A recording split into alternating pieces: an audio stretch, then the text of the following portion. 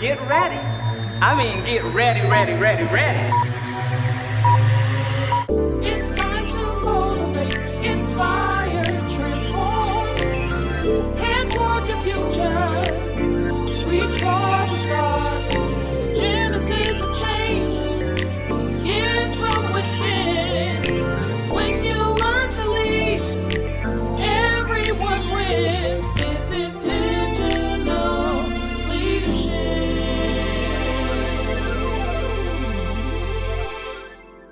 Welcome, welcome, welcome, welcome, mentees. We are so excited to have you back with us at our Intentional Leadership Podcast powered by Academy of Dallas and Bexar County Academy Public Charter Schools.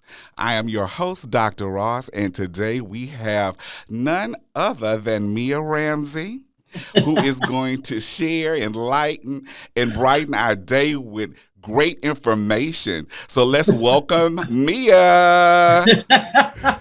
Thank you so much, Dr. Williams. I'm so grateful to be here, to have this opportunity. Wish I was in person, but listen, technology works, so seeing you is enough for me right now. Absolutely, absolutely. We have so many opportunities that we didn't have before, and I'm getting acclimated to now the Zoom and being able to have that connection, that personal connection via technology. So we're excited that you could join us, and I get a chance to see you, and the audience will be able to see you as well as a part of the process. So Mia, let's start off by just kind of telling us a little bit about yourself, what you do, where you're from, and so forth, and then we'll talk about our connection.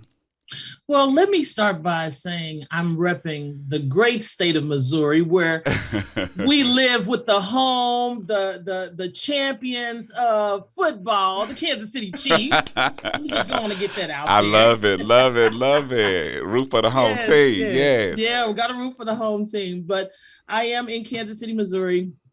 I was born in Jackson, Mississippi, but I was raised here in Kansas City, Missouri. Just a little bit about me. I'm a wife of now going on 26 years with my husband, Darrell Ramsey, and we have two beautiful daughters, Taylor and Sydney. My youngest is about to be 16. I just, I'm like, I just felt like I was just in the hospital. My water just broke. I don't know. She's about to be 16, and then I have a soon-to-be 23-year-old. So that's the home life. But professionally, I am a new author. Congratulations on that. Thank you. Yes, congratulations. But I'm also the new executive director of the Kansas City Boys Choir and the Kansas City Girls Choir, which has a 26-year history here in Kansas City, Missouri. Their founder and executive director decided to retire and called me. He was like, Mia, I don't know anyone else that I would trust with this endeavor than you. And so I'm humbled and grateful. So I haven't even completed my first year yet, but I'm very excited about all of the opportunities that they have. And then I also co-own a business with my oldest daughter, J-Wear Apparel and Accessories. We've been in business, I think it's been about 15 years now. She just came on as a co-owner about 2 years ago. And so we have been busy. It's family reunion time. Yeah. So everybody is planning. So we've been kind of busy. And then I am co-founder of Two Peas in a Pod, public relations and brand marketing company with my friend Nikita Spearman, which you and I have a mutual friend in her. Yes. She is a gem to me, and so we've been extremely busy with that. But I'm also an elder at my church. I'm a minister of the gospel of Jesus Christ, and so minister of music at my church. I just listen. It's too many hats. It's too many hats. Too many hats, Dr. Williams, and not enough money.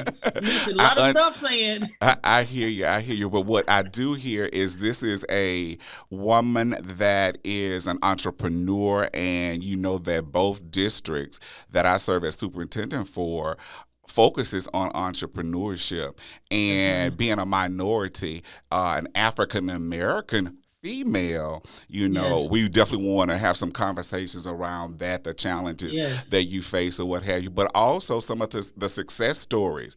One of Yeah. the main things that I want to bring out of this broadcast is allow students the opportunity to see faces that mirror themselves Hmm. and expose them to all the potentials that they have in life to let them know that they can do it just like Yes, sir. Mia has done. Yes, sir. I So appreciate yeah, that. absolutely. So let's get to it. Yes, sir. So let's talk specifically with me about as an entrepreneur, the work ethic that comes with that particular role.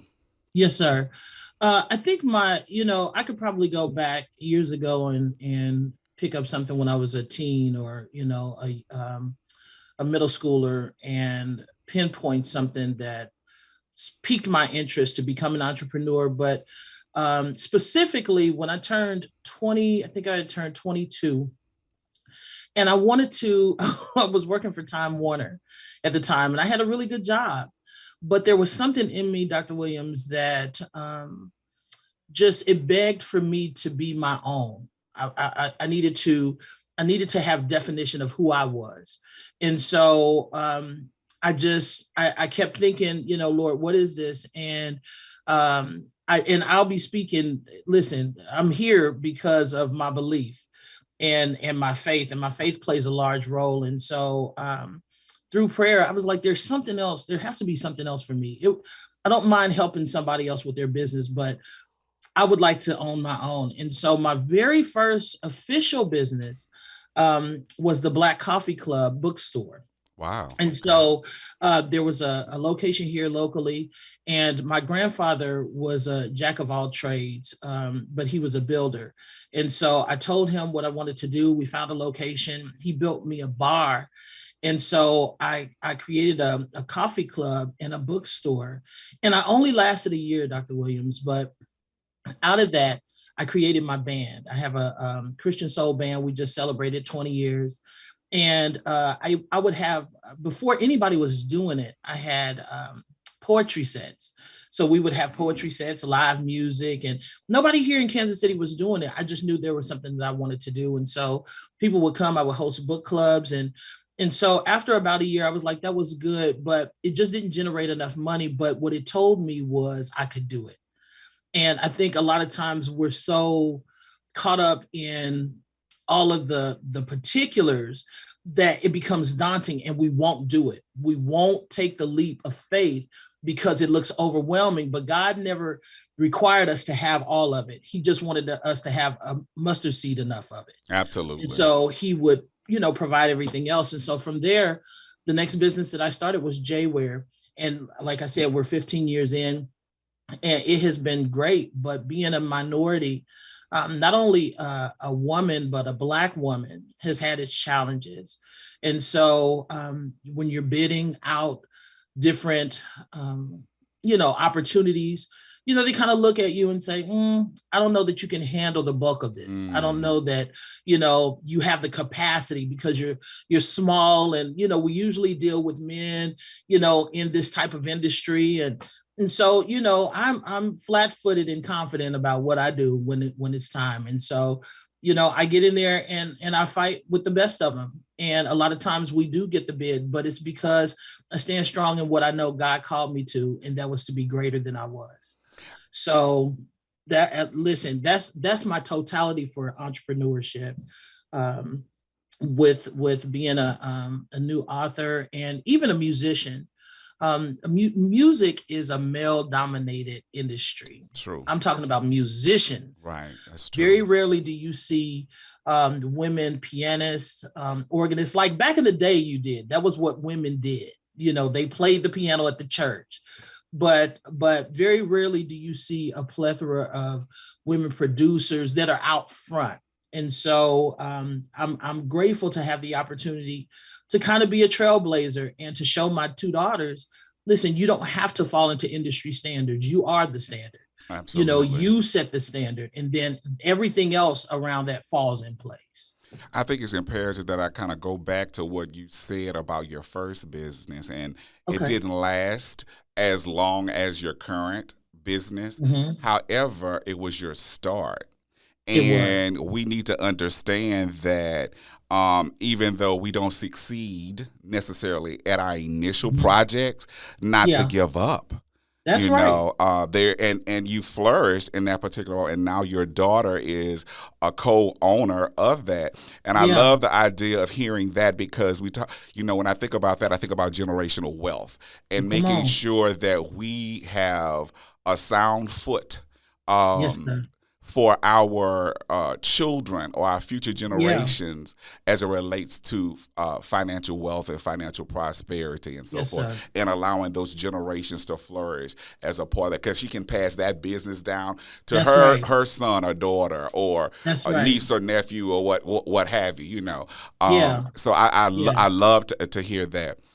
Yeah. So share with me, and we talk a lot to our students, especially our female students, about stereotypes and how they are looked at differently when it comes to competing, as it relates to not only schoolwork, but like you said, with you as a black female. Competing with bid opportunities for your business. How have you met that challenge? Specific, strategies that they could take away from this, not just our students, but the mentees that are looking out there. What are some things that you have taken and that you have found to be very successful that you would like to share with them? You know what? If I'm being really honest, Dr. Williams, there is probably one principle that I use across the board. And the one principle is I'm not in competition with anybody. I'm not in competition with anybody except for myself.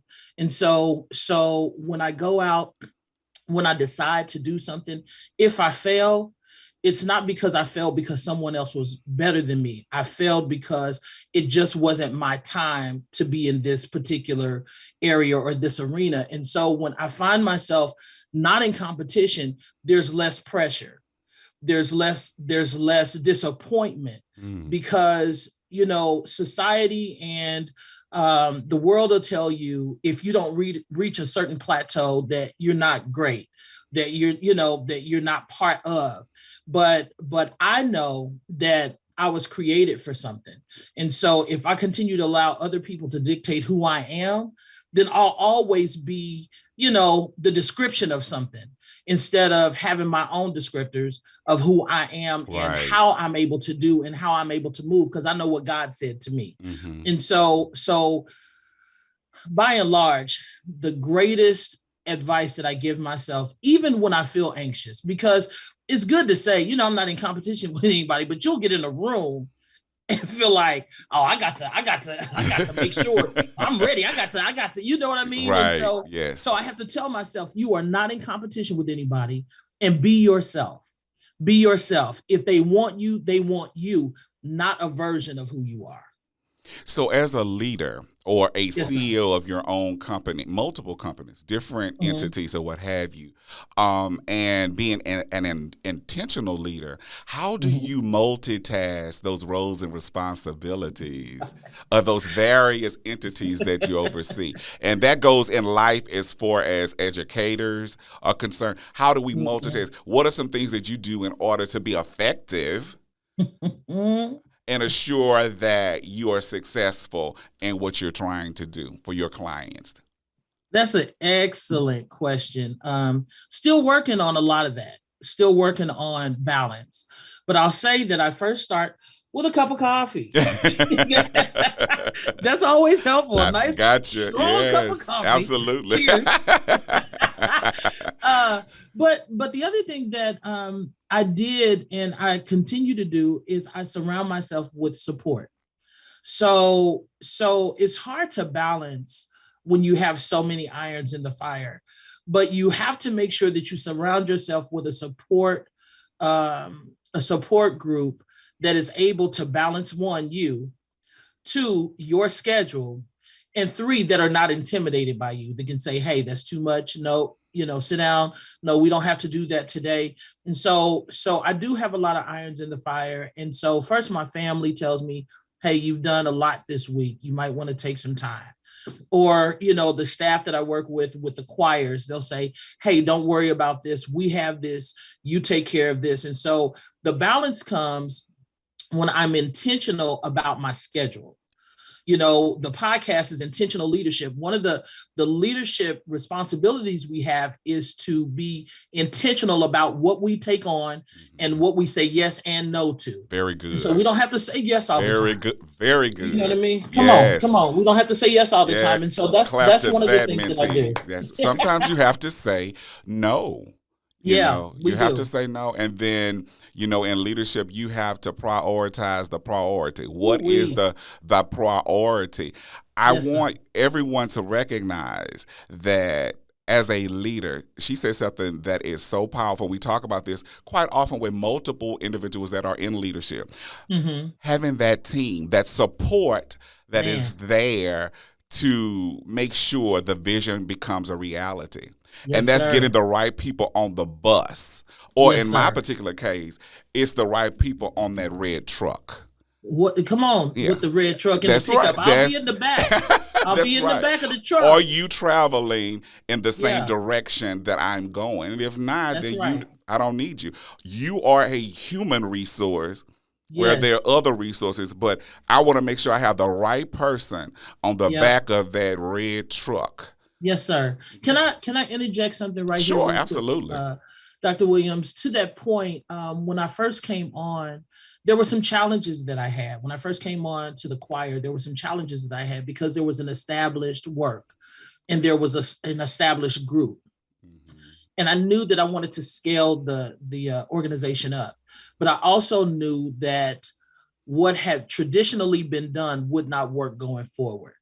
Right. And so some people decided they wanted to get off of the bus. Mm-hmm. And so instead of feeling like I had been abandoned, I had to reset. And God just reminded me that you can't put new wine in old wineskin, meaning you can't put something new in something old because it won't be able to contain it. It won't be able to hold it.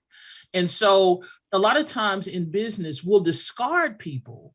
And it's not, we don't necessarily have to discard them, but their place is no longer in the front seat, or their place is no longer on the truck or on the bus.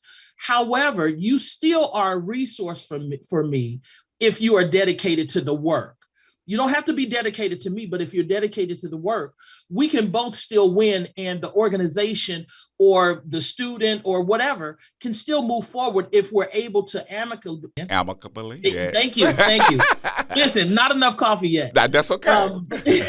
But if we are able to coexist and coincide and say, hey, we have a common goal, common enemy, and let's walk together, or let's decrease together. Mm-hmm. And so I want in business for us not to be so quick to discard people, but understand that everybody has a place, and everybody, it may not be with me right now, but if we both have a desire and a love for the organization or for the child, we can both work together and make sure that we move forward for the benefit of whatever that is. I think that's a really good talking point, whereas you may have been on the back of the bus, or you may have been on the back of the red truck, but now the person that was in the passenger seat, mm-hmm. it may change or shift based upon the need. We may have to change who's driving, who's steering, and who's co-captain, and we need to be aware of that. So that's powerful. That's powerful. So mentees, I want you to think about that. Not all the time individuals on that particular team may need to be in that particular role at that time. Right. And it doesn't mean we need to get rid of them or discard them, but for this particular goal or outcome, they're not needed as much as someone else. So we shift seats, and those individuals, we don't get rid of them. So I just want to make sure we talk about that. I definitely want to get into the book. Talk to me about what inspired you to write the book. And there's a particular topic within the book I want to talk about, and really kind of dive into it a little bit. So just talk to me about the book now. Well, I wrote the book out of the hard place Because it's 50 years. I turned 50 in November of last year, and I Welcome to the decided I club. had wanted to. Would you say? Welcome to the club. Come 50 on, Club. welcome to the club. It feels good, and thank you, AARP. Exactly. But I have been wanting to write a book for a long time, and I wanted to share because people will look at you. Dr. Williams, they'll look at you.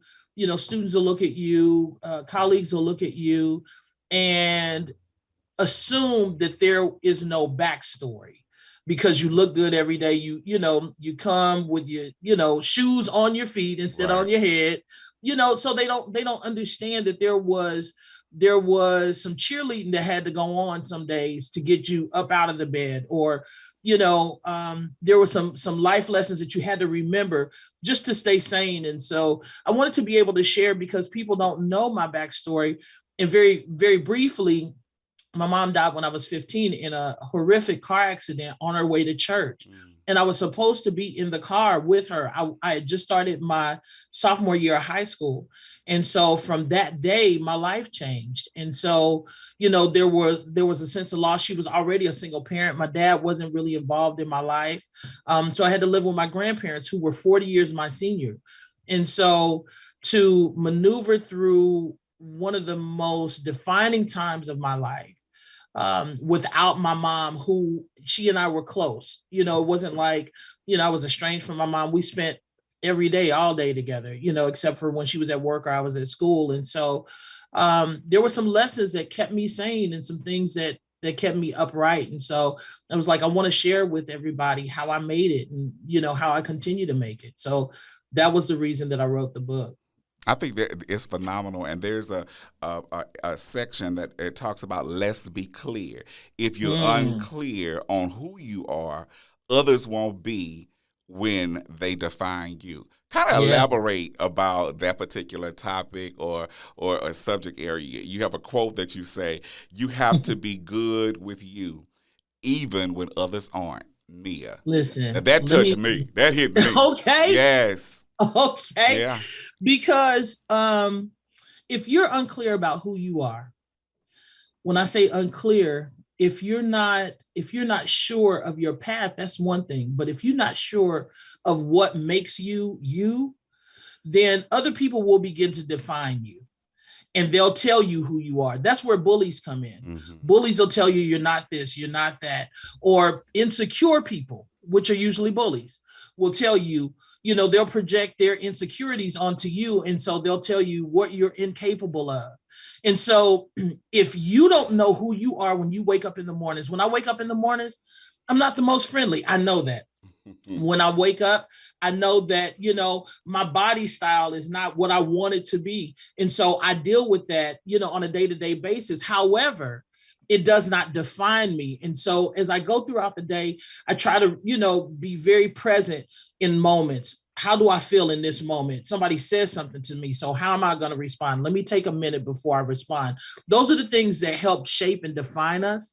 And so as people say things, when I know who I am, I'm not really thrown off by what you say about me because I already know who I am. So either I take it as helpful or I take it as a lie. And so growing up, I was always a big girl. I've always been a plus size girl. And so in that chapter of Let's Be Clear, my grandfather, I wanted to try out for, I wanted to be a cheerleader. I was in the 7th, 8th grade. And I'm not playing. I was probably this size that I am right now in the 7th, 8th grade. And so my mother was a assistant cheerleading coach. And so she couldn't be biased or whatever. And so I had to audition in front of the head coach. So I went home that day once, I decided I was going to do it. And I told my grandfather, I said, I'm going to try out for the cheerleading squad. And he said, girl, you too fat to be a cheerleader. Oh, what'd he say that for? I was so mad at him. I was so mad. I wanted to kick him. I bet. And so I was like, oh my God. And so I cried for a few minutes. And then I said, you can either take what he said or you can either cast it away as a lie. And so for me, it was a lie. because I knew what was in me. I didn't know how it was going to come out, That's good. but I knew that I had to try. Mm-hmm. And so all day I kept trying because I had to turn a cartwheel and I had to do the splits. Well, when you got big thighs, child, you got to figure out how to get them thighs split out so you can get the splits. And after about 3 or 4 hours, I was able to do a cartwheel and I was able to do the splits. And I called him back outside and I said, Grandpa, watch this. And I did it. And he said, oh my goodness, I owe you an apology. I'm so proud of you. Wow. But by then I was already proud of myself. Mm-hmm. So whatever he said after that was just an added bonus. Right. But I had proven to myself who I was. So if you don't know who you are, people will define you. And if I had let him say that I was never going to be a cheerleader, they wouldn't be calling me Mama Mia in 2022, because that's my nickname from being a cheerleader. All right. Success story. Never quit. And my thing is allow others to motivate you, but also what you said was critical. It was about you.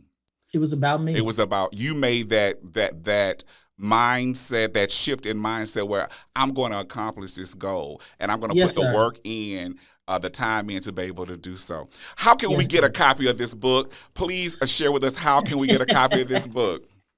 Well, listen, I'm in good company on Amazon with the Intentional Leadership book by Dr. Ross F. Williams Jr. Yes. So yes, you can go to Amazon.com. You can type in Mia Ramsey, or you can type in Out of the Hard Place. It is available through Amazon in paperback, and a digital copy is available as well. Or you can go to my website, MiaRamsey.com, and just select purchase the book.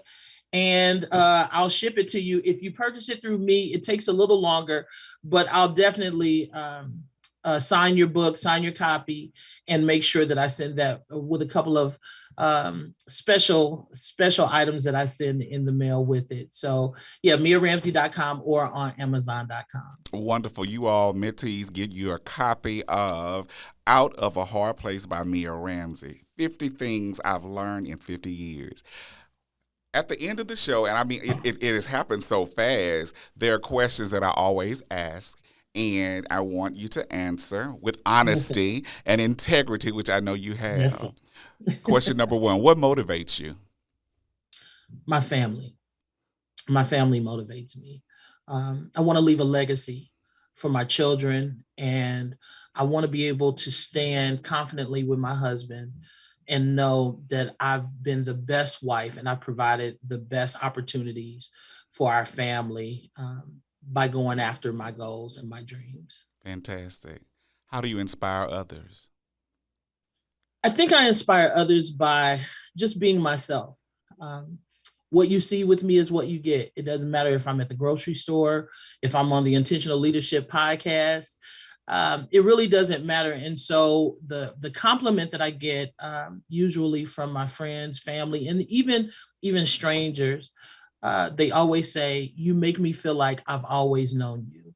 And I said, I don't know how to be anybody else. For me, that is traditionally and historically who I am. I'm going to always be me, and I'm going to show up as me. I don't know how to fit into anyone else's ideas or clothes. So I inspire others by just being myself and giving them the confidence to just be themselves. And final question. Mm-hmm. When you think about transformation, how have you as a leader or influencer transformed the mindset for desired outcomes? If I can, I'm just going to read this out of the book. It's very quick. And this is how I did it, Dr. Williams. I said, change may not always be welcomed, but it's inevitable, especially when it's in you. This is a quote: when she transformed into a butterfly, the caterpillar spoke not of her beauty, but of her weirdness. They wanted her to change back into what she had always been, but she had wings. Wow. When you know what's in you, it's inevitable that change happens, even when you're not trying to make it happen. It's evolution. I couldn't have said it any better. Mentees, get a copy of this book. It has been a pleasure, as always, seeing you and speaking with you. Until next time, remember, the genesis of change begins from within. Have a great day. Intentional leadership.